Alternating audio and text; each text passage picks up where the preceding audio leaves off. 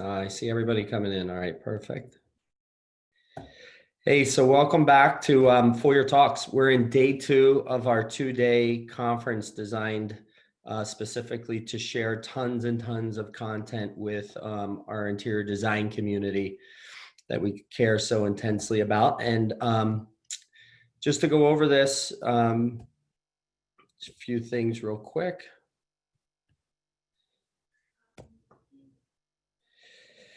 Want to thank our sponsors, Aspire Design and Home, as well as Andrew Joseph PR. We thank you very much for helping us put this together between the speakers and the coordination of multiple topics and things like that. We truly, truly do appreciate your sponsorship. As VK said, huge thank you to our speakers. I just wanted to get this out there one more time so everybody could see just the plethora of talent we have over these 2 days is just, it's amazing. So thank you all for agreeing to participate and be a part of this event with us. Again, just quick housekeeping for folks that weren't here yesterday. Every session we have has a unique URL. And as you sign up for these sessions, you will get prompted before the session starts to just click the Zoom link and away you go. So as we end a session, just go ahead and click on your next URL to get into the next session. We've got multiple surprise giveaways. We did them yesterday. We're doing them again today. So make sure you're active on the chats, be active with all the sessions because we are going to have some more surprise giveaways there as well. And sessions run from 8 a.m. Pacific time to 4 p.m. Pacific time. Just wanted to share something with all of you. I smell a big opportunity coming our way.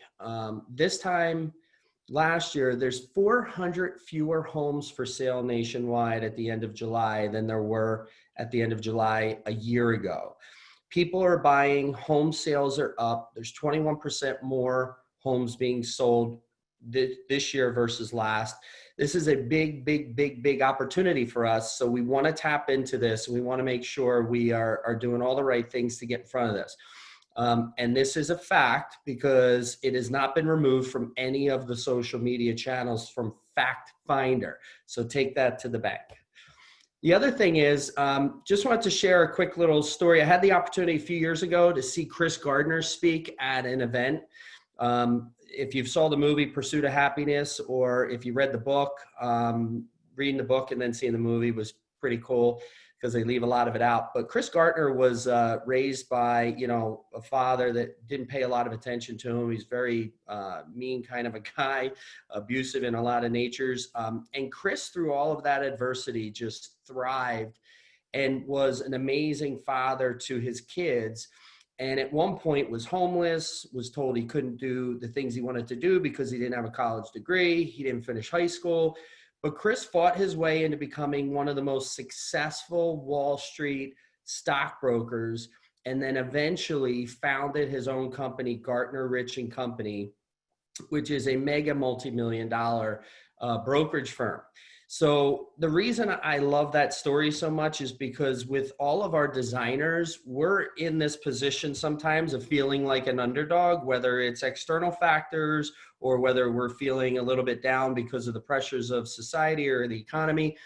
Always remember that your thought process and what you do to propel yourself is so much more important than anything going on around you. If you can clear out the noise, you should very easily be able to really rise above anything and achieve the American dream, which is what we do when we try to go after our own businesses, like being in the design world. Something else, my favorite book of all time, there was a lot of really good chats yesterday. And by the way, while I'm talking through this next point, a golden question here is how many times is the word desire used in the book Think and Grow Rich? Okay, so just think about that. And if you want, throw them into the chat just so we can have a little fun with that while we're going through. But my favorite book of all time, I pull it off my shelf. I have 2 of them. I have a smaller one that I originally got from my sales coach. And then I also have one that's a hardback book that will be with me forever, that doesn't have all the crinkled pages and writing in it like I did with this one. But this was a book written in 1937. I read it once a year, every year, religiously.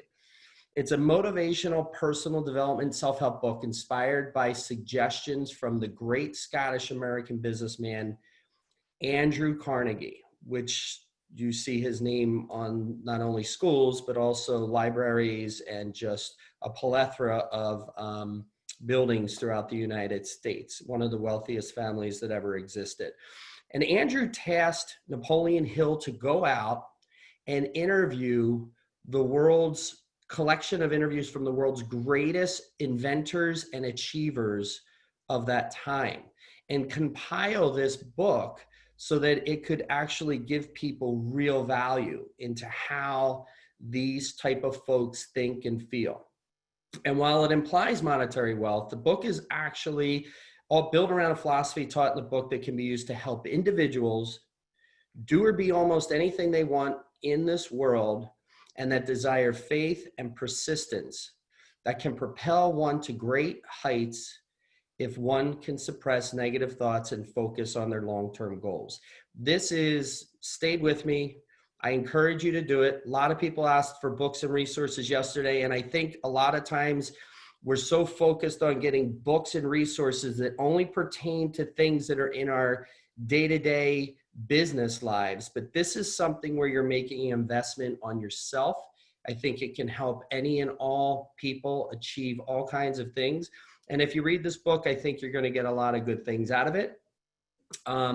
With desire, you have to want it, and you have to see things happening for yourself. So set goals. As my sales coach said, a goal without a deadline is just a dream. Okay. So, hope you appreciate a couple of these foods for thoughts before we get started. I'm incredibly impressed with all of the 1,000+ people that registered for this 2-day event. We hope to do more of this. We hope to do it in person, not just virtually. And this is our first annual kickoff. So thank you to the Foyr team that really put so much of this together for all of us. And so now the golden question: how many times is the word desire used in the book? Now, this is a 254-page book. And as you can see, I'll just pull out something here. As you see my thing, I highlight and I underline the word desire. So if I go through all these different pages, you'll see highlights and you'll see different words. It's used in 254 pages. The word desire is used 211 times. So if this is a collection of interviews from the world's greatest inventors and achievers, to have used that word desire and burning desire intermittently throughout almost the entire book and almost on every page is pretty amazing. So I wanted to share that with you. It's something that stuck with me, my whole life. So at this point, hey, let's get this party started. We're looking forward to having an absolute great session with everybody that's here. Again, please continue to sign up through our Foyr Talks. Our next session is going to begin here in just a few minutes. And really appreciate, again, all of our sponsors, all the folks that are here. And let's see, is there any questions here? No. Okay, perfect. All right. So, hey, everyone, let's get started. Look forward to another day with all of you, and happy designing.